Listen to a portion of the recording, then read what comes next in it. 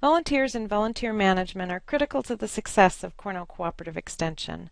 This proposal suggests creating a community of practice for staff so that they are better supported as they interact with, train, and manage volunteers. I'm Cel Carmichael, and this is my project.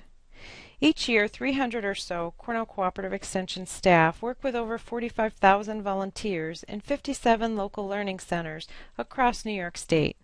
While there are local and state staff assigned to oversee volunteer management, resources and time get in the way of a uniform and supportive training for local staff working with volunteers to help them manage the process and feel confident in the process. The learners in this case are professional staff who manage volunteers. Some have been in this business for many years and know through experience how to manage volunteers. Others are new to their role and need guidance or training in order to be successful and to feel confident. The proposed resource, CCE Volunteer Management Matters, will be developed and cultivated in a learning management system, likely Moodle, where staff can quickly access resources and quickly access each other. So we're considering using Moodle because Moodle is the learning management system that Cornell Cooperative Extension uses for staff professional development. So it's a known entity. The resource will include documents and training, opportunities to collaborate on projects, and a social networking community where members can ask questions, share information, and encourage each other. Veteran staff will be recruited to mentor and lead the experience for newer staff, enhancing the peer-to-peer network. The needs expressed by staff and the best practices written about digital communities of practice really point to not only creating a resource, but creating an experience. So the intention here is that we'll create an experience that will strengthen and build knowledge, skills, collaborative work, mentoring relationships, and ultimately build the confidence of our staff. So in order to be a part of this, staff will need to register, even though people don't always like to register for resources. If they register, this is a way that their progress and experiences can be documented, and information and encouragement can also be sent to them directly. So one of the things that we have found is that you can have a wonderful digital resource and staff can be, the information could be shared with them and they can be excited about it, but ultimately they forget about it. So the idea of this community of practice is that they will be reminded about resources, invited back in. Within the community of practice, there will be opportunities for collegial networking and welcoming in new staff through introductions and mentoring, leading them through the resources. And resources will be available by topic, also searchable content so people can find the relevant resources that they need, and calendar of events, whether it's webinars, trainings, meetings, face-to-face opportunities, will also be involved in the resource. Shown here is a mock-up of what the resource could look like using Moodle as the resource platform. The resource will include many of the recognized best management practices of a community of practice, like schedule of events and forums, resource modules, news, an opportunity to track user behaviors and successes, badging, and leveling up.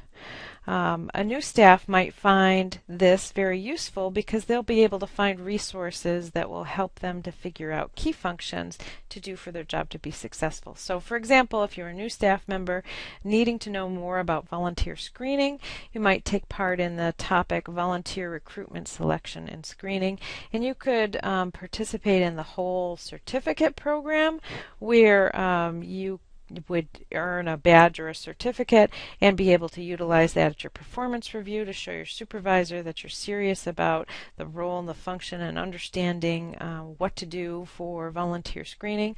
Or if you really just need your question answered, the forum within the topic might lead you to the right staff person to ask a question of, or you might be able to get an immediate answer to your question right there. So in either case, staff will will meet and work with their colleagues. They'll get to know some of the other players. They will also get relevant information to the questions that they have on tap.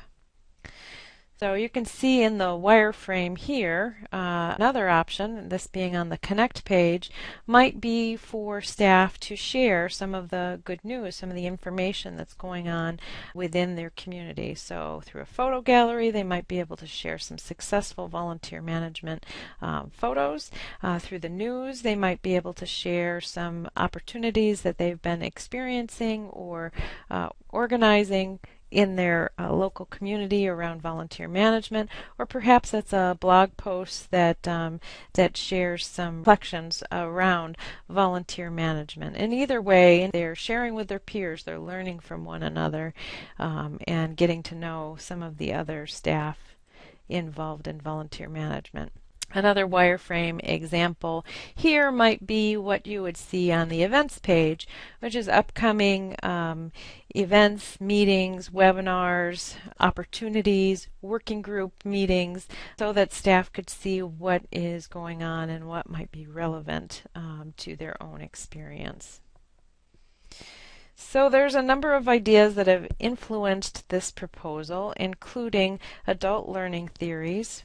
So considering the needs and the motivations of the adult learners, making sure that there are options for staff to find what they need when they need it, that the resources are relevant to their needs, very important. Certainly helped make some decisions about what would be offered here.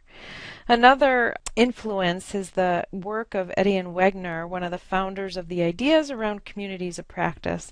Wegner's research is based in sociocultural learning, theory, and apprenticeship models, and Wegner identifies community practice as a group of people with common interests who work through common experiences and connect and share with one another. And certainly those ideas around the experience of CCE, Volunteer Management Matters, were very important. Another theoretical justification is around the elements of playful learning. Jane McGonigal's work around gamification has inspired an interest in incorporating badging and leveling up to encourage learning, interaction, leadership, badging as both a reward and an acknowledgement of experiences that the staff member has gone through. So thank you so much for listening to this proposal.